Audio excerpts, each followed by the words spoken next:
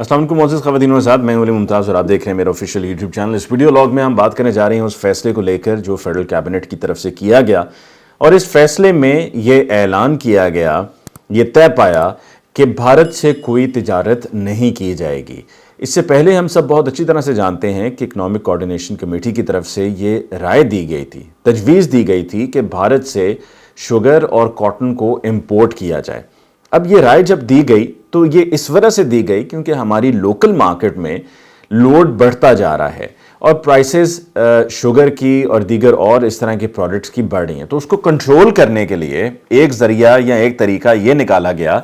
कि जहाँ से सस्ती मिलेगी वहाँ से इंपोर्ट कर ली जाए, ताकि जो हमारे यहाँ पर लोकल हमारा माफिया है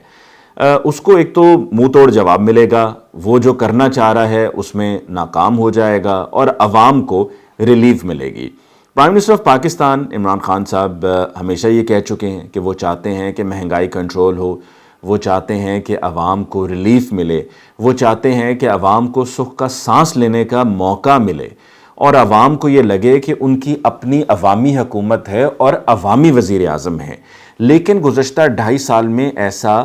अमलन हो नहीं पाया है, तमाम तर ख्वाहिशात और कोशिशों के बावजूद। अब जैसा कि आप ये चीनी की ही मिसाल ले लीजिए, हमारे यहाँ चीनी में शुगर माफिया है, और शुगर माफिया कौन है? ये वो ताकतवर तरीन लोग हैं जो मुख्तलिफ अदवार में उन हुकूमतों का हिस्सा रहे हैं, या वो हुकूमत खुद चलाने वाले थे और उन्होंने साथ में अपनी शुगर मिल शुरू की हुई थी। और फिर उनको चूँकि वो एडवांस में बहुत सी चीज़ों के बारे में पता चल जाता था, क्योंकि अगर आप हुकूमत का हिस्सा होंगे और वहाँ पर डिसीजन मेकिंग जब हो रही है तो आप उस डिसीजन मेकिंग प्रोसेस में बैठे हुए होंगे, तो आपको ये मालूम होगा कि क्या फ़ैसला होने जा रहा है, आगे क्या होने वाला है। तो फिर आप उस हिसाब से अपने बिज़नेस को और शुगर के बिज़नेस को लेकर चलते रहे, और आपने बहुत कमाया, अरबों कमाया, और इसमें जो सट्टेबाज हैं वो भी रोज़ाना की कई लाख की दिहाड़ियाँ लगाते रहे। लेकिन अब जो है उन सब के ख़िलाफ़ कार्रवाई हो रही है। जितने भी शुगर माफिया के से मुंसलिक लोग रहे हैं उनके खिलाफ FIR दर्ज हुई हैं, FIA जो है वो उनके खिलाफ कार्रवाइयाँ कर रहा है। लेकिन जब ये सब हो रहा है तो हम ये जानते हैं कि एक ऐसे मौके पर ये ECC वाली बात और फेडरल कैबिनेट वाली जो बात है, ये भी उस मौके पर आई है कि जब माह रमज़ान की आमद है। वफाकी वज़ीर साइंस और टेक्नोलॉजी फवाद चौधरी साहब की तरफ से ऐलान भी हो चुका है कि जी ये एक्सपेक्ट किया जा रहा है, और उनके मुताबिक 14 अप्रैल सन 2021 को पहला रोज़ा होगा। तो रमज़ान की वजह से कीमतों में इजाफा हो रहा है, और फिर जब पता है कि डिमांड बढ़ रही है तो ये शुगर माफिया सप्लाई रोक देता है। सप्लाई रोकता है तो फिर डिमांड और ज़्यादा बढ़ती है, और ज़्यादा लोग कहते हैं कि हमें ये प्रोडक्ट, ये आइटम दरकार है, और फिर उसकी प्राइसेस और बढ़ाते हैं।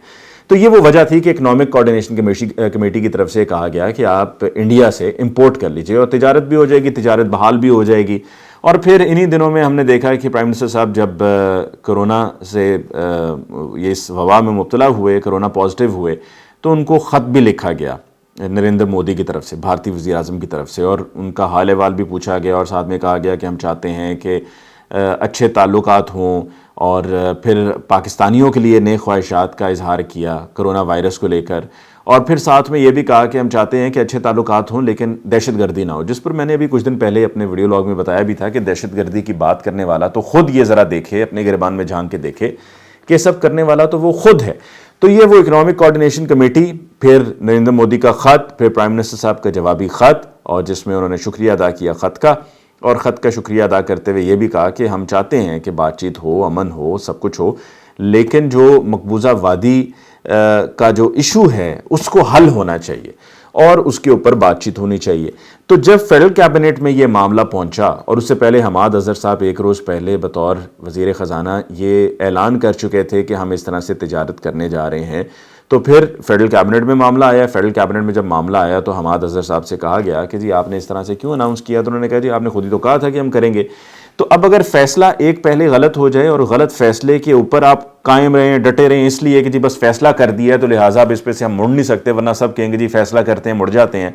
तो वो गलत है। गलत फ़ैसला हुआ था तो अच्छा फ़ैसला अब हुआ है, और ये अच्छा किया है कि उस गलत फ़ैसले के ऊपर नज़रसानी हुई है, और नज़रसानी करनी चाहिए क्योंकि हुकूमती मामलात हैं और ये मामला कोई मामूली मामला नहीं है, ये तो भारत से तिजारत का मामला था। तो फेडरल कैबिनेट में अक्सरियत ने यही कहा कि तिजारत नहीं होनी चाहिए जब तक जो है वो मकबूजा वादी میں جو 5 اگست سن 2019 کو ہوا تھا اس مسئلے کو حل نہیں کر لیا جاتا، اور جو اس سے پہلے مقبوضہ وادی کا جو سٹیٹس تھا وہ سٹیٹس واپس نہیں لوٹا دیا جاتا، اور جو وہ وہاں پر ظلم کیے گئے ہیں اس کے بعد یقیناً اس کے سب کے روشنی میں یقیناً تجارت بھارت سے نہیں کی جا سکتی، کہ ہماری مجبوری ہی صحیح، ہماری ضرورت ہی صحیح، یہ سب چیزیں ایک طرف، لیکن بھارت ہمارا دشمن ہے، بھارت ہمارا دشمن ہے، بھارت امن کا دشمن ہے، اور بھارت انسانیت کا دشمن ہے، بھارت انسانی حقوق کا دشمن ہے، اور یہ سب بھارت کرتا آ رہا ہے، اور یہ ساری دنیا جانتی ہے کہ بھارت کس طرح سے انسانی حقوق کی خلاف ورزی کر رہا ہے، کس طرح سے ظلم کیے جا رہے ہیں کشمیریوں کے ساتھ، اور وہاں پر رہنے والے نوجوانوں کے ساتھ، ماؤں کے ساتھ، بہنوں کے ساتھ، بیٹیوں کے ساتھ، اور یہ وہ تمام تصاویر جو ساری دنیا دیکھ چکی ہے، لیکن اب تک اس پر دنیا میں کچھ کیا نہیں گیا، اور جا کر جھنجھوڑا بھی وزیر اعظم عمران خان نے سن 2019 میں ہی اقوام متحدہ میں، اور وہاں پر دنیا کو بتایا کہ وہاں پر جو ہو رہا ہے وہ دیکھیے اور ہوش کے ناخن کیجئے، کہ کس طرح سے آپ انسانیت کا اور انسانی حقوق کا کہ آپ علم بردار بنے پھرتے ہیں، کہ جب آپ وہاں پر دیکھ کر بھی خاموش ہو جائیں اور منہ پھیر لیں کہ جی وہاں پر جو ہو رہا ہے وہ سب ٹھیک ہے، اس کے اوپر کچھ نہ کچھ کرنا ہوگا، اور وہاں پر رہنے والے لوگوں کو ان کا حق خود ارادیت دینا ہوگا، کیونکہ بے تحاشا وہاں پر نوجوانوں کو شہید کیا جا چکا ہے، بہت سی وہاں پر بہنیں بیوہ ہو چکی ہیں، بہت سی ماؤں کی گودیں اجڑ گئی ہیں، اور یہ سب اس لیے کیونکہ بھارت وہاں پر طاقت کے زور پہ